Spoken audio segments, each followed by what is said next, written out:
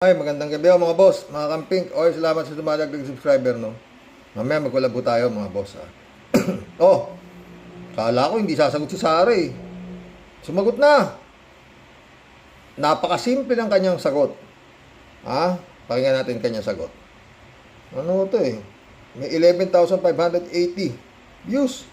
After looking forward to bloodbath, VP Sara now wants impeachment case dismissed. Oh, More news. Vice President Sara Duterte gives the House of Representatives her response to the impeachment complaint against her. She insists the complaint must be dismissed for violating a constitutional limit on the filing of impeachment cases. Vivian Gulia reports. Vice President Sara Duterte has formally filed her response to the summons issued by the Senate sitting as an impeachment court. The House of Representatives also received on Monday, before 4 in the afternoon, a copy of Duterte's answer to the articles of impeachment it filed against her. In her answer ad cautelam, Duterte's camp asserted that the impeachment complaint elevated to the Senate must be dismissed, saying it violated the constitutional provision which prohibits more than one impeachment complaint to be initiated against an impeachable official. Last June 11, the House of Representatives adopted a resolution certifying that the impeachment proceedings against Duterte fully complied with the requirements of the Constitution. Some House members supporting the complaint previously said that the one-year ban will kick in only after an impeachment complaint is initiated or referred by the House of Representatives as stated in the House rules. In an interview in Melbourne, Australia last Sunday, the Vice President said she will also comply with the Ombudsman's order to respond to the plunder and other cases that the lower chamber recommended against her over alleged misuse of confidential funds. We received the order to comment of the Ombudsman for 10 days, and we intend to file our answer within 10 days. We've been preparing for this since November of 2023, the moment that we heard Representative Castro from the House of Representatives mentioned the word impeachment. So we've been preparing for this. We will provide the answer within 10 days. House Committee on Good Government and Public... Ano ba sagot nito sa ombudsman? Ha? Eh di yun din sinagot nila sa ano. May iba pa ba? Doon sa Senate trial, di ba? Yun din. Padidismiss din nila yung kaso. Wala namang iba eh. Wala namang sagutin nila yung sa ombudsman. Eh, ang gusto nga mangyari ng sa mga articles of impeachment, eh, mabuksan lahat ang baho niya. Di ba? Eh, hindi papayag si Sara Duterte. At yung kanyang 16 na abogado, di ba? Tuloy. Accountability Chairperson, an impeachment prosecutor, Representative Joel Chua, for his part, gave assurances the House will cooperate with the Ombudsman's investigation. That's even as he expressed surprise and raised concern over the Ombudsman's swift action on the lower chamber's recommendation against Duterte. Baka mauna pa si Martires na dismissin itong kaso nito ni Sara eh. Kaysa dito sa Senado eh, na sinasabi rin itong mga ni Sara Duterte na wala kayong dismissin niyan. Mga bobo kayo, mali. Ganun ang dating niya mga pre, ha?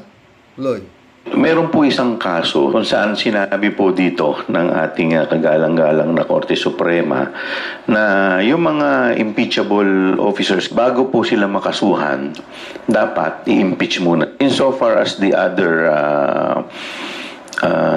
respondents, except for the Vice President, pwede naman pong umabante. Despite this, he and Representative Lawrence Defensor consider the Ombudsman's action a welcome development. Ito'y welcome development sa amin dahil kung maalala po ninyo noong November, sinasabi po ng ating ombudsman na wala siyang nakikitang violation ng ating Vice Presidente. So sa pag-akto... Noong November pala walang nakikita eh.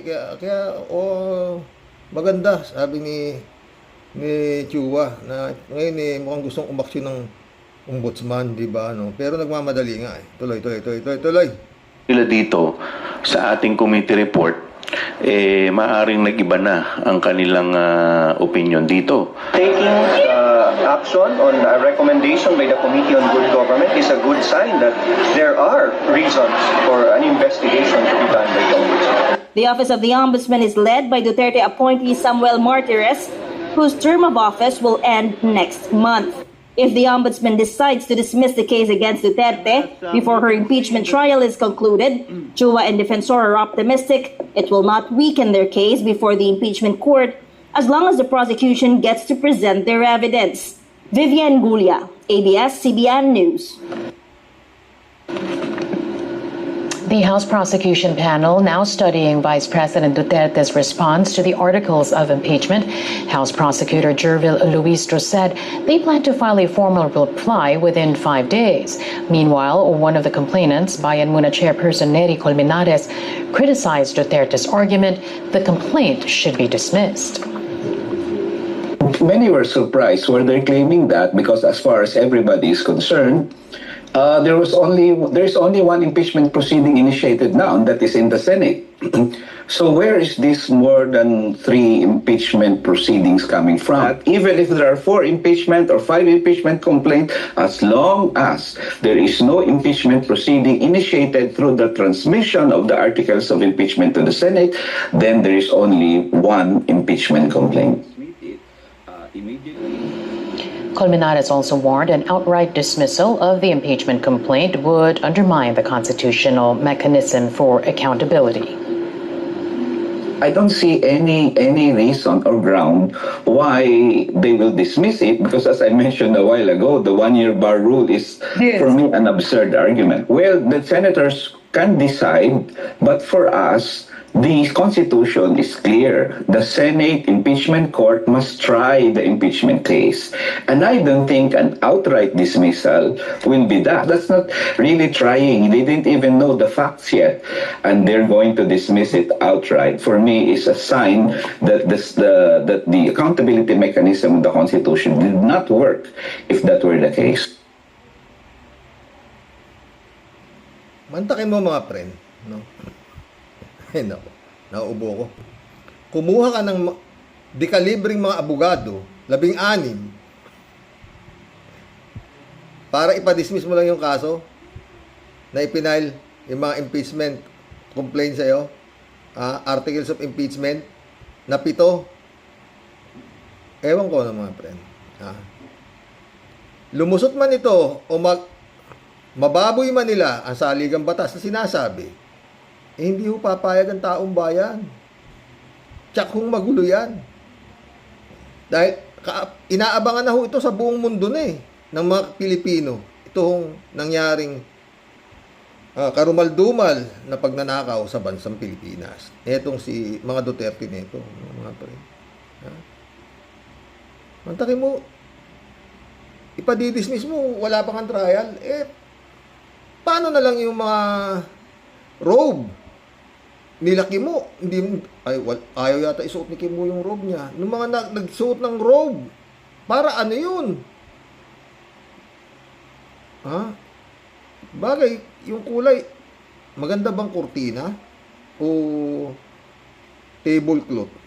Kung sakasakali. Puta, grabe mga boss, no? Init. Sobra? Ano na to? Talagang lahat gagawin nitong si Sara Duterte. Oo. Tsaka yun nga, gusto nila makarating sa Korte Suprema. Eto, nag-iimbestiga na si Martires, di ba? Bakit may karapatan naman ako mag-imbestiga, di ba? At sasagutin na raw ni Sara yung sumo ni Martires sa kanya. Sasagutin yan. Yun din ay sasagot niyan. May magkakaiba pa ba sagot niyan? Wala.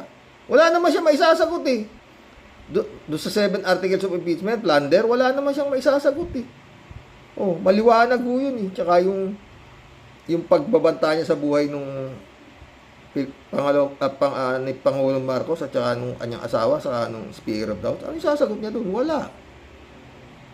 Kaya ang sagot niya rin dyan, kung kaya nung sinagot niya doon na dismissin mo yung kaso, Martires. Di ba? Si Martires, appointee niya yan. Ni Digong, di ba?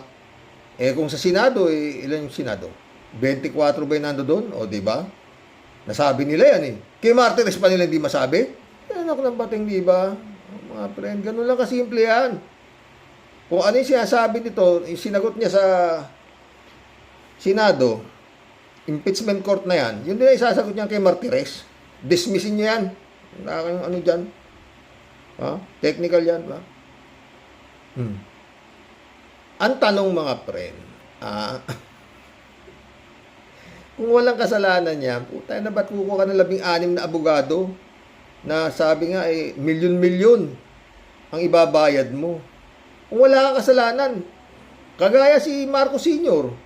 O, di ba? Pinagtanggol niya yung sarili niya, absuelto siya. Siya mismo abogado niya. O, di ba?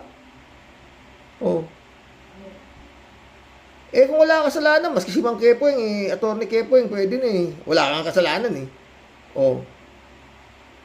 At saka yun nga, yun lang pala sasabihin, tsaka lamang na lamang ka naman na Sara. Dahil nga dyan sa Senado, halos pinakita na dyan na 5 lang ang kalaban mo dyan. 18 kampi mo na. Ano ba? Kaya lang talagang ayaw ni Sara Duterte na magkaroon na ng trial. Kaya Antimano outright, gusto niya dismiss na yan. Kasi nga, lalatag niya lahat dyan eh. O, di ba? Yung mga akusasyon ni Trillanes na bilyon-bilyon ng mga galing sa drug lord, yung bank account niya, and so, marami na alam niya na totoo yun. Kaya nga, naharang na nga niya, di ba mga friend? Oh. Yun na yan. Yun na yan mismo. Kaya yan, gaya sabi ko, aabot ho ito. Pag itong mga to, dinismiss nila yung kaso at walang nangyaring trial, hindi nag-proceed, at parang lumabas na itong mga prosecutor, mga bobo, mga tanga, na hindi ninyo alam ang inyong ginagawa, mataki mo sabi nila ba't kami sasagot na dyan sa mga ano na yan, dismiss na may kaso na yan. Oh. Void at in-issue ba yun? Sinasabi? Kung ano nang sabihin, no? Oh, mula umpisa yan walang kwenta yung kaso nyo dahil hindi nga tama yung mga illegalities na sinasabi. Ganun yan ba't kami sasagot dyan?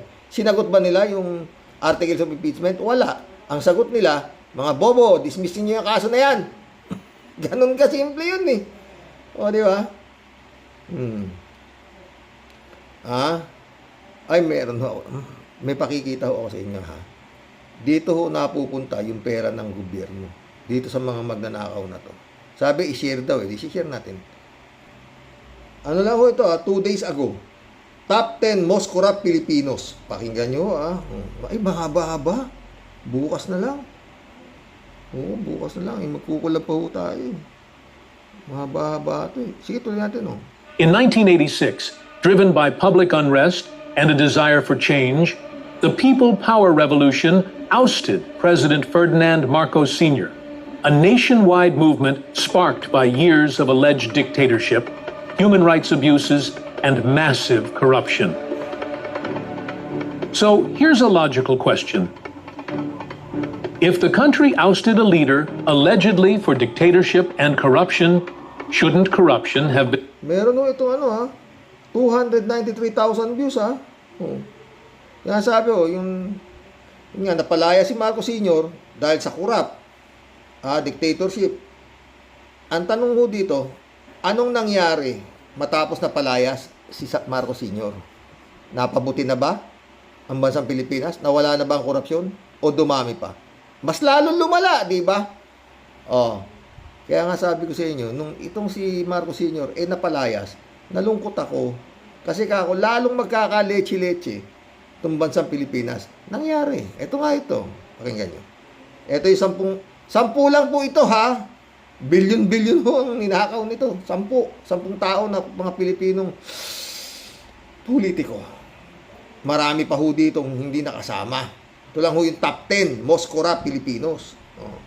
Minimized afterward? You'd think so, right? But here we are, nearly 4 decades later. And guess what? We've somehow mastered the art of rebranding corruption under the banner of democracy. Some of the richest, most powerful, and most untouchable figures in Philippine politics today have one thing in common: a long paper trail of corruption allegations. And that raises another question. If we ousted a president for being corrupt, yet corruption continued and even flourished after him, what does that say about us as a nation? Did we really remove the problem, or just replace it with a better disguise? Makes you wonder, was Marcos Sr. truly the root of it all, or was he just the most convenient target at the time? We've compiled the 10 allegedly most corrupt Siya lang naman talaga ang target nun kasi wala namang ibang tatargetin. Kasi nga, martial law po nun eh. Walang senador, walang kongreso, wala lahat, wala eleksyon. Kaya talagang ang target lang, yung galaw ni Marcos Sr. Oo. Diba? Hindi kagaya ngayon, puta. Tuloy natin to. Filipinos after the exile of Marcos Sr. Let's be clear, this is not a conviction or a court ruling. We're not declaring anyone guilty, nor are we claiming that all allegations are true. This list is simply a compilation of corruption issues raised against these individuals based on official reports, Senate hearings, whistleblower accounts, journalistic investigations, and audit findings. Then we ranked them according to the reported amounts involved. Are these people truly corrupt? Maybe. Are these just politically motivated attacks by enemies and bitter rivals? Possibly. And in some cases, probably. Let's be honest. Not every accusation smells like truth. Some reek of political vendetta. Now, let's check out what we've found. Here they are, starting with number 10 on our list of the allegedly most corrupt Filipinos. At number 10 is Bong. Oh, mga ka-warriors, hindi raw dito. Ang tanong lang ho niya, naniniwala ba kayo sa nire-report niya? Oh. Number 10, si Bong Revilla. Revilla. Revilla became one of the most prominent names in the PDF scam, a massive pork barrel scandal that exposed how lawmakers funneled public funds to fake NGOs in exchange for kickbacks. He was accused of diverting 517 million pesos from his PDAF to bogus organizations linked to Janet Napoles, his alleged partner in crime. He also 570 million na. Nakakapanginig ho ito, mga boss. Ha? 10 pa lang ho ito na mga top corrupt Filipinos. Ha? Hindi ho, kulang ho ito, malayong-malayo pa ho. Marami pa hong mga corrupt na mga politiko. Halos lahat naman di ba? Okay. reportedly received 124.5 million pesos in kickbacks through his aide, Richard Cambe. Cambe was later convicted. When the government tried to recover 224 million pesos from Revilla, he allegedly refused. He was accused of hiding 200 million pesos, including money sitting in his bank accounts. The AMLC was forced to flag his accounts, but it was too late. The money couldn't be recovered. In 2014, Revilla was detained at Camp Crame while facing trial for plunder and multiple counts of graft. For a while, it looked like justice was closing in. But in 2018, the Sandiganbayan acquitted him. And in 2021, all graft charges were dismissed. Critics didn't buy it. Nakita mo. Ha? Kaya nga masarap maging politiko, di ba? O naging senador pa ito. O, nagka-dismiss. Ay, di kaya kumikita rito itong mga nagdi-dismiss ng mga ganitong kaso. Palagi ko, malaki. Baka 50 milyones, di-dismiss mo yung kaso. Di ba? Payag na. Bibigay ko. Ako si Bong Revilla para ma-dismiss lang. Di ba? To many, he remains the poster boy for PDAF scam. In 2025, he lost his bid for re-election. The total amount he was allegedly linked to? 1.015 billion pesos. Number 10 pa lang ho yan, ha? Meron pa siyam.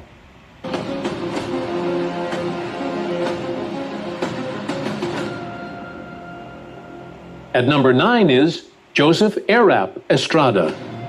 Joseph Estrada became the first Philippine president convicted of plunder. But that wasn't the only case tied to his name. He was accused of pocketing 10 million pesos a month from Huweting lords, exposed by his former drinking buddy, Chavit Singson. He also funneled 545 million pesos in illegal funds through a youth foundation under his control. He misused 130 million pesos in tobacco taxes, took 189 million pesos in commissions from Belcorp stock deals. Malaki rin palang nayari ni Erap ah. And allegedly played the market using an alias, Jose Velarde, to manipulate 3.2 billion pesos worth of BW Resources shares. Even as Manila mayor, he didn't slow down. KOA flagged him for 389 million pesos in shady city spending. And he was linked to a scandal involving 200 million pesos worth of luxury cars handed out like party favors to his friends and allies.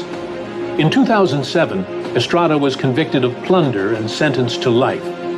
But just weeks later, then President Gloria Puta na, sentensya ng life imprisonment, no? Tapos pinardo ni Gloria Macapagal-Arroyo. Puta, klaseng ano to? Arroyo gave him a full pardon. The total estimated amount he allegedly stole, 4.729 billion pesos. At number 8 is Nicanor Faelden. In 2017, while heading the Bureau of Customs, Bata ni Digong. several billions worth of shabu slipped through the country's ports, undetected. Senators Ping Lacson and Franklin Drylan called him out. Whistleblower Mark Taguba pointed fingers. Faelden was accused of either gross negligence or outright collusion. He was transferred to the Bureau of Corrections. But instead of a fresh start, he sparked another storm, the GCTA for sale scandal. Hundreds of inmates, including high-profile convicts, were reportedly released early in exchange for bribes. Ito yung muntik nakalaya si Sanchez eh. Buti na lang nag-ingay yung biktima eh. Balik si Sanchez sa Oblo. Ito, yari na, naka si Sanchez, lalaya na eh. Puta. Good conduct character yata yung GCTSB yun. Puta. Maglalagay ka pala kay file dun para ikaw eh magkaroon ng good conduct. Senators and watchdog groups accused Faelden of turning Bucor into a pay-for-freedom machine. Multiple Senate hearings followed. Witnesses testified. Patterns emerged. Faelden was painted as a protector of corrupt networks inside both BOC and Bucor. And yet, no plunder or graft charges were ever... Inahawak niya yung Bureau of Customs sa Bucor. Pero, walang kaso si Faelden. Batang Digong. Filed. He was fired from Bucor by President Duterte. But as of 2025, Nicanor Faelden Pinard daw siya ni Duterte sa Bucor. Di ba? Pero, pahinga ka na ikabata at kaya papayrin na kita. remains free and legally untouched.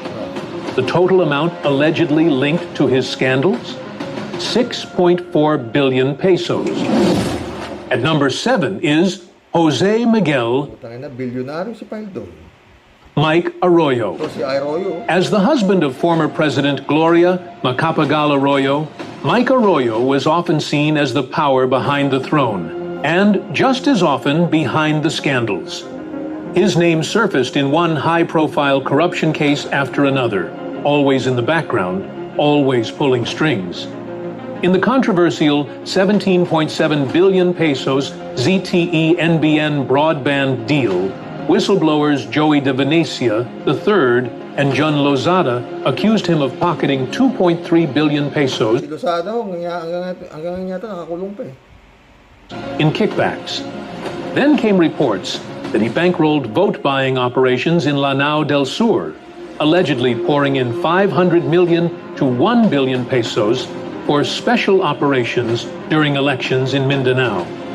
His former aide, Veronica Bing Rodrigo, claimed he received 50 million pesos in lobbying money tied to telecom franchise approvals.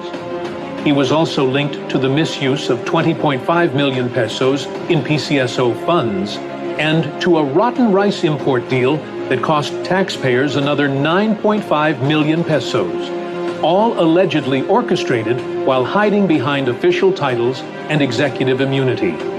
He was indicted in 2007 for the ZTE deal, but walked free after posting bail. By 2016, the charges were dropped. The total amount allegedly tied to his name, 9.08 billion pesos. At number 6, Bukas na po natin ituloy yung number 6. No? Grabe, no? Bilyon-bilyon, no? Ang daming naghihirap. Number 6. 5 pa lang ho yan. May number 6 hanggang 10 po yan, ha? Bukas po natin tutuloy. Bibiting ko kayo. Oo, dahil magkukulang pa tayo, mga friend, ha? Nandiyan pa po yung nandiyan po si Ramos. Kung gaano kalaki ninakaw ni Ramos. Nandiyan din si Gloria Macapagal-Arroyo mismo. Kaya mag-asawa, tiba-tiba, ha? Laki rin nun kay Gloria, ha? Andyan din si Pulong Duterte, malaki din, oo. At ang number 1 yata dyan si basta bibiting ko kayo. Basta magaganda ho kung gaano kalalaki ang ninakaw nitong mga hayop na ito ng mga politiko sa kaban ng bayan, no? Pero wala ho si Digong dyan, wala din ho si Sara, no, mga friend.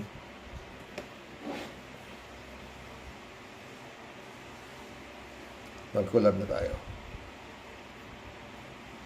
Librado Ludovico, shout out, ha. Good morning, Karox. Watching from Edmonton, Alberta, Canada. Stay safe and healthy. Oy, Martires, pakitang gilas ka pa, malinaw pa sa sikat ng araw na ikaw ay tuta ni Tandang Durian Tutae, sa kalsada na lang tapusin yang si Sara Butangera Tambol Style. Doon ang punta talaga niyan. Wala namang iba. Di said shout out, ha.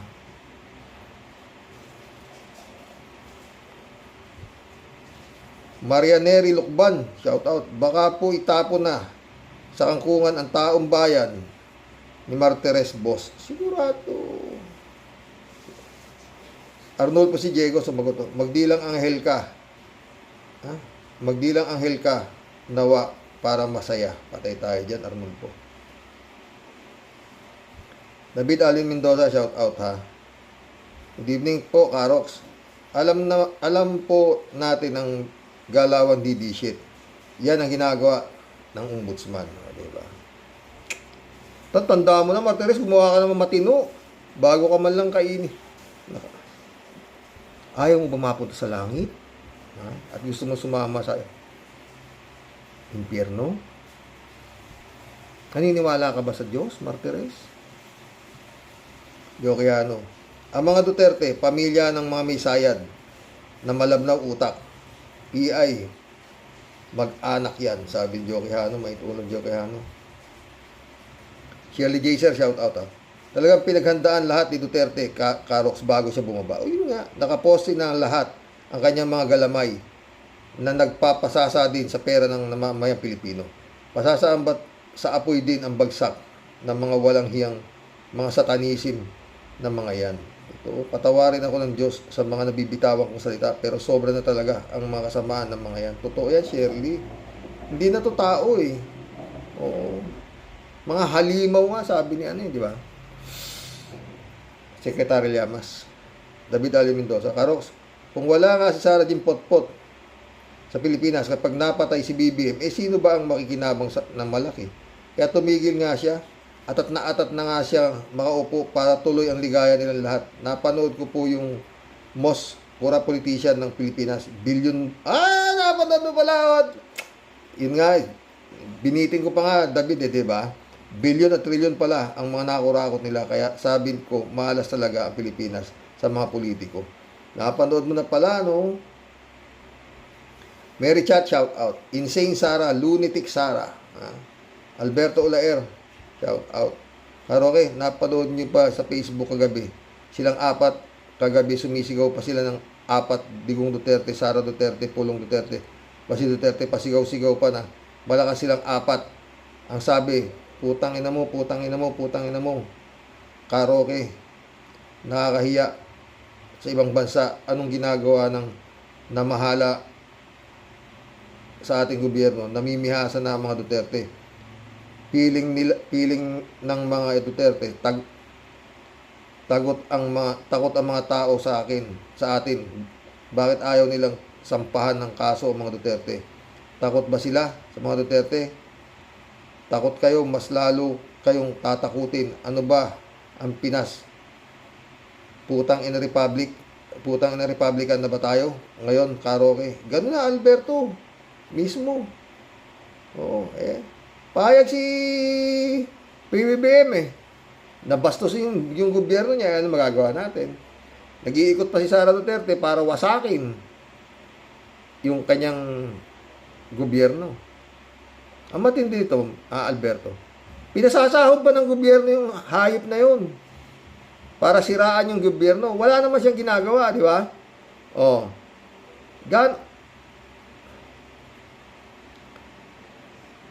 His Excellency,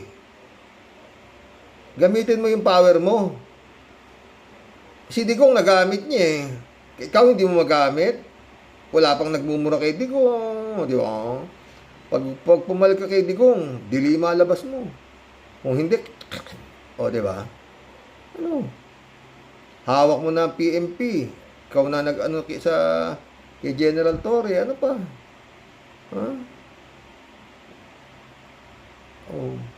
Pagkakasuhan mo na yan, naku, Mariosip ka. Padampot mo na, padampot. Oo. Secretary Lumulya, ano ba yung mga kaso na kabimbing sa'yo dyan sa ano? Kinaso ni Trillanes. Kila Pulong, wala. Kailan yan? Mariosip, oh. Lord.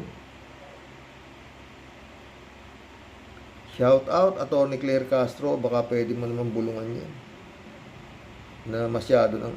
Tinitignan mo si Atty. Claire Castro, talagang hirap na siyang birayin itong mga Duterte. Atty. Claire, sana dinadasal ko na walang mangyari sa'yo. Dapat sa'yo, naka-bulletproof ka na eh. Oo. Nasasakyan, totoo. Oo. Pag nakikita ko si Atty. Claire, parang naaalala ko itong Ka-Percy. Mas masahol na si Atty. Claire kay Ka-Percy. Sa totoo lang, talagang binabangga niya ng sagad-sagad eh. Lahat, kumpletong ebidensya ni Atty. Claire sa pagiging hayop itong pamilya na ito. Totoo lang. Tsaka si Justice Carpio, o Christian Esguerra, o Richard Hidarian, Vlogcaster, Atty. Enzo Recto, si Pista Bunao. Good evening po, kuya, at sa pamilya mo pong mahal at sa mga ka-warriors. Nyolo. Kuya, mga ka-warriors, hinay-hinay lang po tayo. Baka tumanda tayo ng husto sa mga reyna ng impyerno at mga sumasamba sa kanilang reyna. Totoo. Tedo, yung ombudsman, ano ito? Ombudsman ba? Ombudsman. Ombudsman. Kala ko ombudsman. Ted, shout out, ombudsman, ombuds ng kasamaan, martires ng makasalanan, niloloko ang taong bayan dahil sa sariling kapakanan.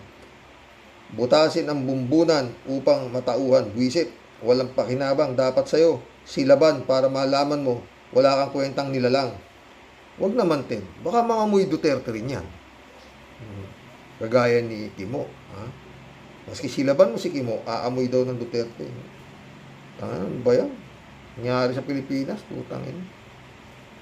Elizabeth Iscari, Hindi mo, Xerox. Naku, yung ombudsman, tuta din niya ng mga Duterte. Mag-ingat siya kasi alam ng taong bayan ang mga kaduda-dudang mga kinikilos nila. Kaso taong bayan, ang tagal naman gumalaw, Elizabeth. Lalo na itong mga senador. Lahatang kahit malakas ang ebidensya, i-absuelto nila yung si Sara. At yan, papel ng mga yan. Di na sila para sa bayan, mga puweng senador, ang sarap sipain ng mga yan. Xerox, ay, kawawang Pinoy. At napakamalas natin at dumating ang mga Duterte sa bansa natin, salot sila sa ating lipunan. Kung babalikan mo kasi istorya nitong Digong Neto, talagang dapat ito, hindi nakatakbo ito eh. Pero ang akala kasi nila Pinoy, hindi mananalo. Substitute candidate yan kay Dino. Si Dino, umatras, majority candidate, tapos sumubstitute si pinabayaan eh. Pinabayaan talaga eh. Dapat yan. Late filing of candidacy yan eh. As a president, sumubstitute kay Dino. Ang buong akala nila, the more the merrier at mananalo yung Marroas. Putang ina, nagkaleche yan. Sinuportahan ni Baba. Nagbigay pa ng 30 milyon, sabi nila yan, di ba? Sinuportahan na Ilocano si Duterte. Kaya nanalo. Paulit-ulit. Pero si Duterte, hindi niya sinuportahan. Si Bongbong Marcos, ang sinuportahan ni Duterte, si Caldero. Dahil si Caldero, ang vice presidential candidate ni Duterte. Si Marcos Jr., ang presidente niya, si Miriam Defensor Santiago. Hindi ba?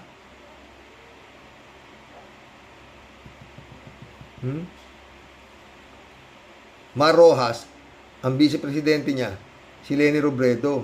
Diba? Si Leni nanalo. Diba? Ganun na nangyari. Kaya kung tutusin mo, kasalanan din ni Pinoy. Ba't nila pinabayang makatakbo yung halimaw eh? Diba? Yun po ang istorya. Pwede nilang hindi pinatakbo ng Pinoy administration dahil substitute candidate nga ho yan kay Dino. Niya si Digong na yan. Si Dino, majority candidate. Pwede ba yun? Nag-withdraw yung kandidato ng mayor, ipapalit kumandidato presidente. Putang inang anong klaseng ano yan? Yeah. Yun ang nangyari. Hindi ko makalimutan yun. Ganun ho mismo nangyari. Elizabeth Iscario. Tungkol naman sa kaso ni Digong sa ICC, naku, dapat huwag itong bigyan ng interim release at maraming magagalit sa kanila at wala nang maniniwala sa kanila, lalo na ang mga naging biktima nito sa war on drugs, sa libu-libong pinagpapatay nila. Ay, isip-isip, ICC. Gaya sinabi ko, Elizabeth, pag yan ay nabigyan ng interim release ng ICC, tama si Atty. Libayan. Bulok yung ICC na yan. Mundo Cheng, wala nang mangyayari sa bansa natin hanggang wala ang maglalakas ng pagpapatay ng mga magnanakaw at mga sabwata ng mga nasa gobyerno. Kundi magtiis na lang tayo at baka sakaling magkaroon ng milagro galing sa itaas, pero kailan pa yun? Mundo ulit. Dapat sa susunod na pagpunta ni Sara Tililing sa ibang bansa ay pasalubungin siya ng umuulan na pait at kutsilyon ang ibato sa kanila bilang pasalubong sa makapal na bisik kuno. Friend Shervin Sapeta, shout out. Christian Sen, July 7, Alcantara, shout out sa inyo mga boss dyan sa Cavite. Friend Dolor Gracia, Jaime Bingson, shout out. Emans Caloonanak, shout out. Sabi ni Tia Deli, kumakaway, tumabati po, mingiti sa iyo, Sir Rox, ang buong Team Rocky Warriors the Great. Mula po sa bundok ng Tralala, yung pongbasyang Team Tia Deli po ay muling nakikibanat sa usaping malupit. Sa topic po today, Sir Rox, alam niyo po, Sir Rox, ganito lang po yan, ano po. Ipag-pray po natin ng malupit kay Lord na sa 2028, di po nila kaalyado o halang din ang kaluluwa ang mananalo sa eleksyon. Ano po? Dahil kung talaga pong yan aayunan ng kamalasan po si Rox at matatapon po kasama si Piryang at Bardagal sa loob ng selda, i-acquit lang po siya parang si Lamon Boy. Ay, si Rox, magsitago na po tayong lahat sa lungga. Sigurado at sigurado pong lintik lang ang walang ganti pag yan pong nakawala. Kita mo naman po kung papaano niya balahurain ng batas. Wala po siyang pakialam sa mga hearing o kahit na si Ponce Pilato pa ang magpatawag. Kita nyo naman po sa dami po ng kawani ng gobyerno na nagpapatawag po sa kanya para po siya ay sumagot or humarap. Tignan niyo po ang asta ni Kulasang Topak. Wala po siyang pakialam kasi nga po, siya dapat ang batas, siya dapat ang Panginoon. Kung sa ICC po yan, maibabasibas at makukulong, medyo may konti po tayong pag-asa. Hindi siya basta pwedeng makawala. Pero hanggat yan po parang asong ulul lang na pag-alagala dyan sa atin sa Pinas, wag na po tayong magtangkap, Xerox. Luluhat lang po tayo ng lapot at dugo sa pesting yawa na barakudang gala na yan, Xerox. Anong batas-batas? Anong patapatawag ang pinagsasabi nyo, ha? Mas malupit pa po yan. Mas malupit pa po siya. Mas malupit pa po sa siyam ang buhay na pusa, ang buhay po niya, Xerox. Si Demonyita Satanas. Nga po yan, di ba? Kailangan po yan mawisi ka ng holy water at ng bagong anyo, Xerox. Wisik! Hindi pwede wisik dyan. Dapat yan ilublob sa holy water, sa isang drum. Sana po isa na lang po siyang surot. Pag tinapakan mo, tigok. Impong ba siyang lalayas na po muna bago pa po ako tuluyang tupakin din. Ang sa inyo pong lahat, tunay pong nakikibaka at nagmamahal, ito po ang Katipunera po ng Cavite. Ang makulit at asungot ninyong Tia Del. God bless po, Xerox. Ingat po palagi at huwag magpatangay sa mga emosyon at konsumisyon kay Madam Satanasium Impactum Damonium. Natatawa ako sa iyo, Tia Delic, sa totoo lang. May Satanasium Impactum ka pa. Kalat ni Baya, shoutout. Good morning, Kasani. Tira, bomba, bira, Kasani. Wag kang atras. God bless your family. God bless Kalat niya.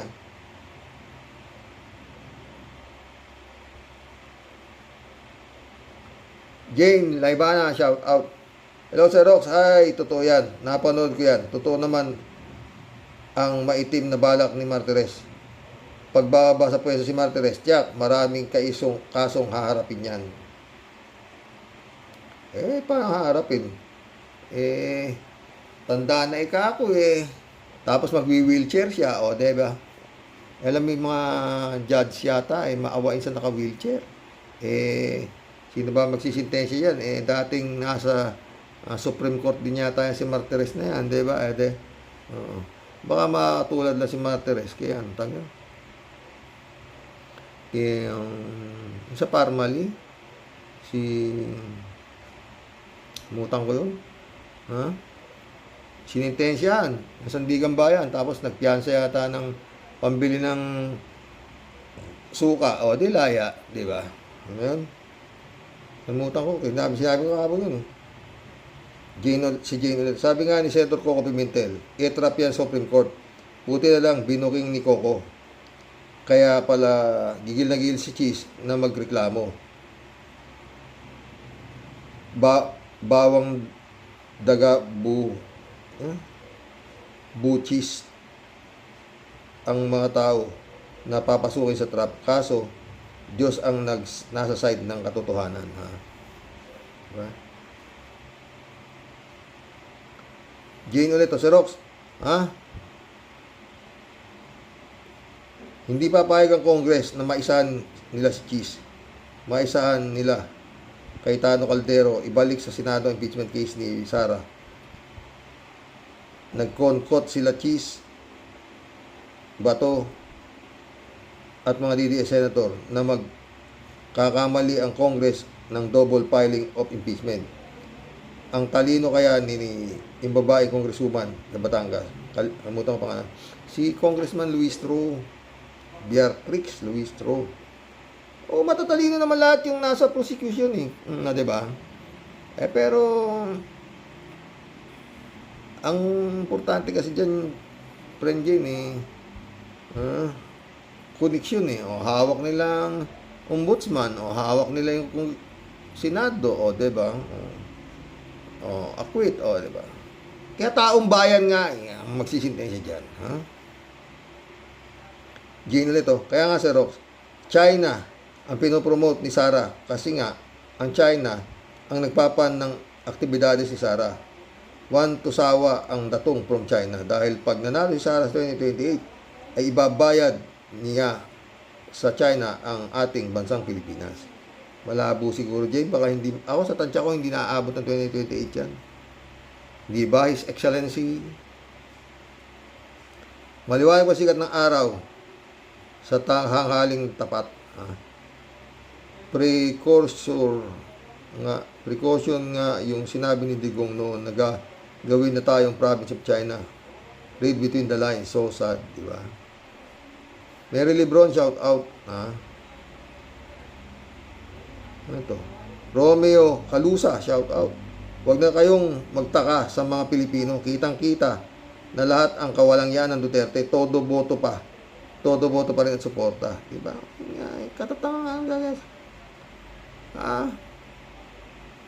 Kaya ako minsan, itong ICC, nag-iisip na rin na bigyan na interim release to dahil totoo kaya niya sinasabi niya itong mga nagkaso dito, bakit sa Davao maraming sabi, maraming pinatay dito, landslide naman sa Davao. Pero hindi naman siguro ganun katanga yung ICC para hindi na malaman na pinagtatakot na tao doon. Oo, di ba?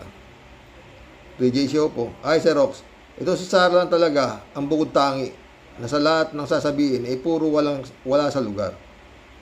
Hinamak ang ating sariling San Juanico Bridge, keso ang liit daw, bakit ginawang tourist spot? Ang tunay na tourist spot daw ay yung bridge ng China. She is really out of line. Baliw nga! Ano ka ba naman? Out of line ka pa? Tagalogin mo, baliw. He's really baliw, ganon. Out of line pa. Ito talaga itong English speaking itong 3J Soup neto sa totoo lang.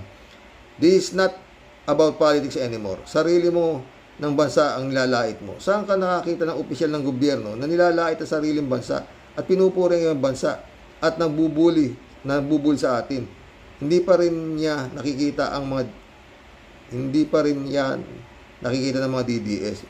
DDS, mga tanga nga sila, mga zombies, di ba? Ay, nako. Estrelita Hero, shout out ha. Team Replay, hello po Sir Rox, watching from Japan. Hello, Estrelita. Federico Mandaco, shout out ha. Kung ganon, mali diskarte ng Kongreso sa pag-file ng kaso sa Ombudsman. Alam nila pwedeng mangyari ito. Dapat inantay nilang magretiro si Martires para hindi ito dismiss agad ng Ombudsman pa lang. Ate alam ha. Pastor Jun Lagon, shout out my friend ha. Michael Edwin, shout out Mike, my friend ha. Sabi ni Pastor, good day Manong Roque, long time no comment na naman po. Gagaling ko lang po sa camp sa may forest area dito kaya medyo nawala ako sa update dahil walang signal ang wifi doon. Natawa naman ako sa pagbanggit mo ng pastor-pastoran. Totoo naman kasi. Marami pong sekta ang simbahang protestante. At kilala sila sa mga grupong inaaniban nila. Kung sa Roman Catholic ay merong CBCP, kami naman po ay merong NCCP or known as National Council of Churches in the Philippines. Yung mga evangelical churches naman ay merong PCEC o Philippine Council of Evangelical Churches. Ito po tatlong grupong ito, CBCP, NCCP at PCEC. Ama, ayan ang asawa kong mabait to. Ika, magano ka naman dito, pakita ka naman. Hi ka lang, hi ka mo naman. Ayaw daw. Ganyan lang yan, no? At laging lantarang naghahayag ng kanilang statement laban sa katiwalian ng gobyerno. Kaninong rehimen man ito? Nabanggit niyo po itong minsan sa isang vlog mo, mga 2 or weeks ago. Medyo bias lang kasi tayo kung minsan dahil mga paring Katoliko lang ang gusto nating pansinin, wala nang iba. Sila lang palagi. Ikalat po natin ang ating mata at makikita po natin na sa tabi ng pare ay may isang pastor, yung po sigurong binabanggit mong pastor-pastoran ay yung mga walang pakialam sa kasalukuyang nangyayari sa bayan. Hindi! Yung pastor-pastoran sinasabi ko, shout out! Villanueva, ayaw ko na pong banggitin kung anong sekta sila at kung paano sila naging pastor. Bilang simbahan, Katoliko man o Protestante, kasama po sa paghayag namin ang magandang balita at kaligtasan, ang hustisya, kapayapaan, at pagkapantay-pantay o justice, peace, and equality. Hindi ko po alam kung ano man ang bahagi ng mga nabanggit niyong pastor-pastoran. Pati po dito sa US, malaki po ang papel ng ginagampanan namin laban sa mga injustice ng kasalukuyang administrasyon. Napansin ko lang po dito na di namin kasama ang mga kaparian sa pakikibaka at pagharap sa hustisya. Baka may ibang paraan din sila.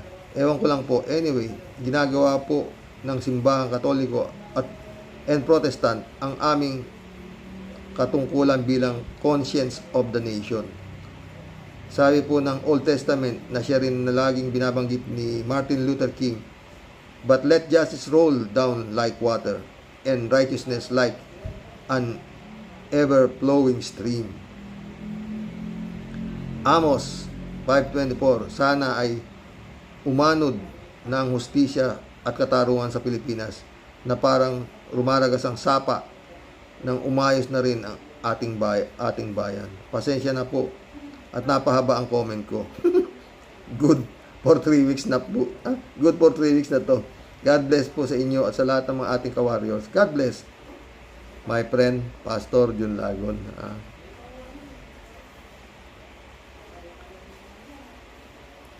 Marilo Pabiano.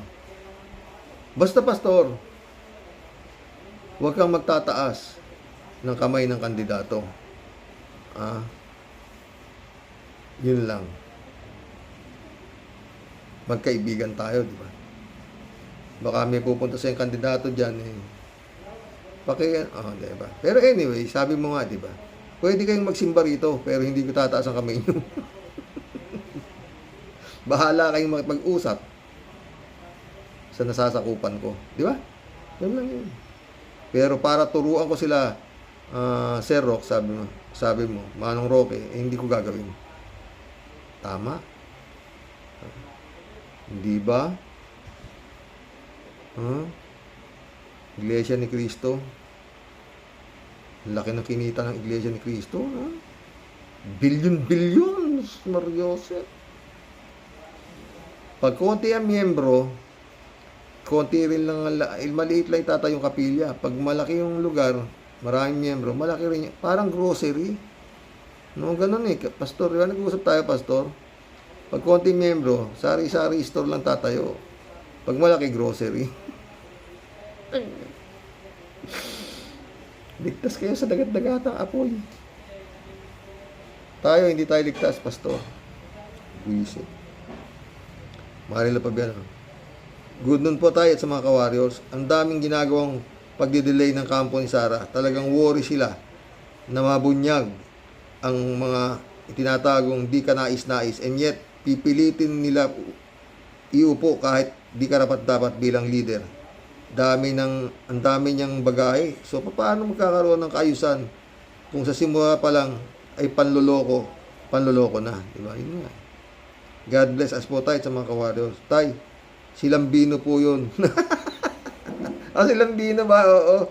Abogado rin yan, di ba? Abogado rin yan, di ba?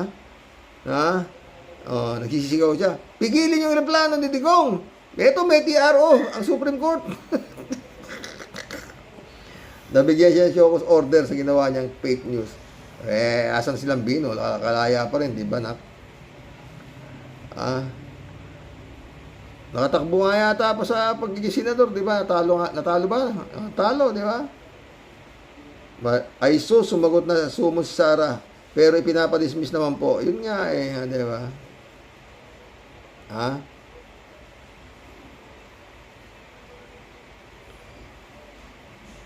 Alberto Uller. Wala naman siya may sasagot na kung hindi yun nga Kasi kailangan na niya talaga yun ditigas nila. I-dismissin niya yan. Ganito. Kasi pagka nagkaroon ng Fulbright trial, lalabas talaga yung bantot. Oo. At sino mang mag-a-acquit sa kanya, talagang dapat, kung pwede lang, itali sa lunet, ihulog sa, Taal Lake, sama rin sa mga sabungero.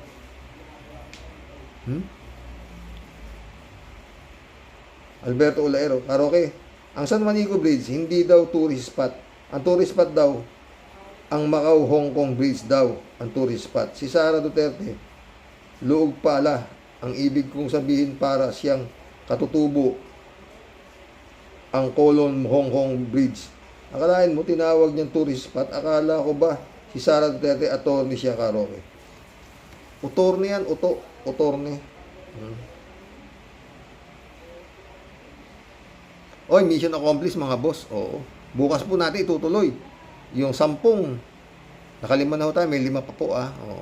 Kung gaano kalalaking bilyon.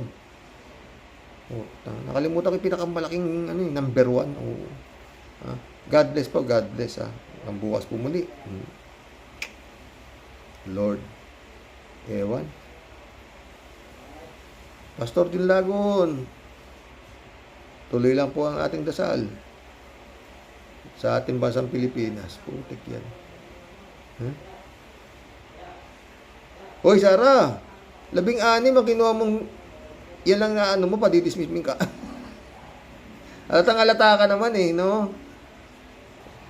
Tanga na lang. Ang hindi makakahalata na talagang ayaw mo sumagot o wala ka naman talagang maisasagot. Diba? God bless. Good night. Kapit po, dasal.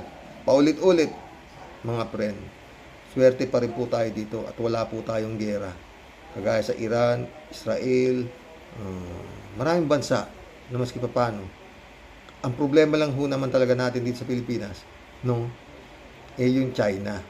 At saka yung mga politikong honorable, magnanakaw na nga, honorable pa ho ang tawag. Yun lang naman ho Sana nga, merong magiting na military, magising ang sundalo na hindi nyo kami kayang utusan, mga hayop kayo, nasa amin yung armas, eto, pagdadamputin na yan, kulong. Diba? Sige po, magandang gabi, mga boss.